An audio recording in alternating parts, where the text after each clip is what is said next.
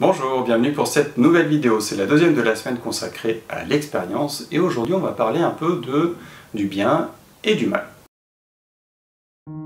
Hier, nous discutions autour du fait que finalement il n'y a pas d'échec, il n'y a pas d'erreur, il n'y a que des expériences. Cela s'accompagne finalement d'une autre notion qui est qu'il n'y a ni bien ni mal. Tout dépend de comment nous vivons chaque chose qui arrive, chaque situation. En soi, chaque expérience que nous vivons, selon le point de vue que l'on adopte, et éventuellement, on peut le voir ça, quand il y a plusieurs personnes qui assistent à un même événement, elles pourront avoir chacune un ressenti différent et pourront chacune qualifier ça de bien ou de mal.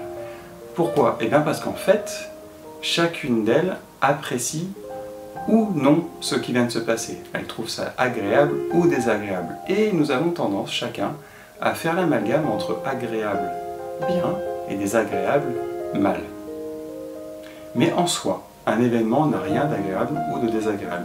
J'en ai déjà parlé auparavant, et c'est finalement une notion que l'on appelle également, par d'autres regards, l'équanimité, c'est-à-dire ni bien ni mal, et tout dépend ce que l'on en fait en fait. Tout dépend ce que provoque la situation,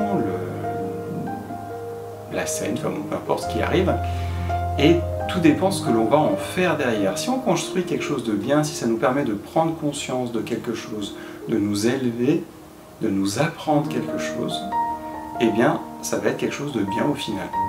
Si au contraire ça nous atterre, ça nous enfonce, etc., c'est qu'on n'aura pas réussi à en faire quelque chose, on restera fixé dessus, à tournoyer dessus, à ruminer, et là on pourra qualifier ça quelque part de mal.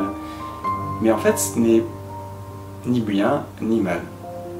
Il y a plusieurs exemples que l'on peut donner là-dessus. J'en ai parlé avec le coup de l'agression, en tout cas d'être témoin de l'agression ou de la vivre.